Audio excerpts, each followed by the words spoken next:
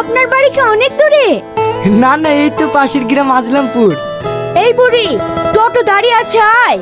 হ্যাঁ হ্যাঁ, আসছি। আমি তাহলে এখন আসি।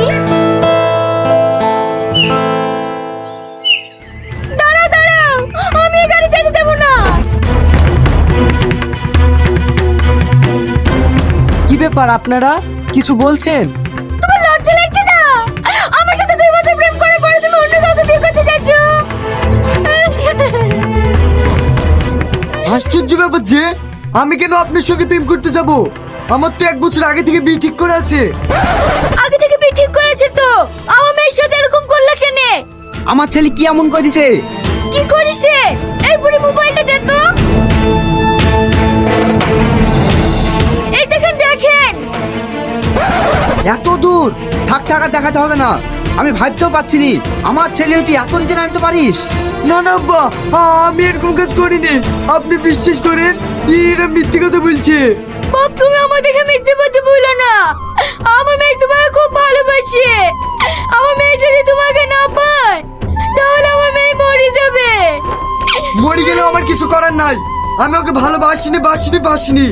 ঠিক আছে, আমি যদি তোমাকে না পাই তাহলে আমি আমার জীবন দিয়ে ভালোবাসার প্রমাণ দেব। দাঁড়াও, কাউকে জীবন দিতে হবে না।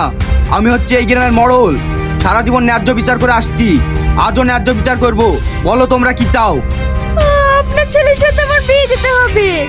এই বিয়ে টাকার কথা বলবে, পয়সা দেব। চুপ কর। তাহলে তোমরা চিন্তা করো না। এই তোমরা গাড়িতে ওঠো। গাড়ি তুলবো মানে?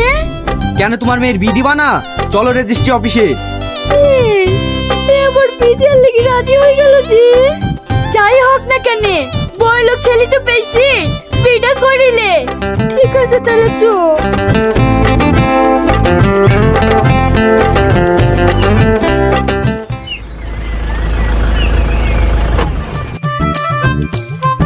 নেমে আসো।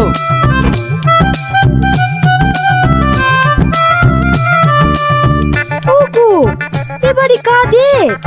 এইটাই তো আমাদের বাড়ি। ড্রাইভার, গাড়ির ভাড়া নাও। এই গাড়ি তাহলে তোমার না? কি যে বলো, আমি গাড়ি কোথায় পাবো? গাড়ি ভাড়া করে লিখেছিল। তার মানে তুমি বড় লোক না, আমার সাথে চিটারি করেছো। আমি চিটারি করেছি আর তুমি চিটারি করনি। তুমি যেমন টাকা কামানোর লেগে ভালো ভালো ছেলেদের নামে মিথ্যা অপবাদ দিয়েছো, তেমন তোমাকে শিক্ষা দেওয়ার লেগে আমি আর আমার বন্ধু এই নাটকটি করতে বাধ্য হয়েছি। আর না, হ্যাঁ চলো গোয়াল সাফ করো গা।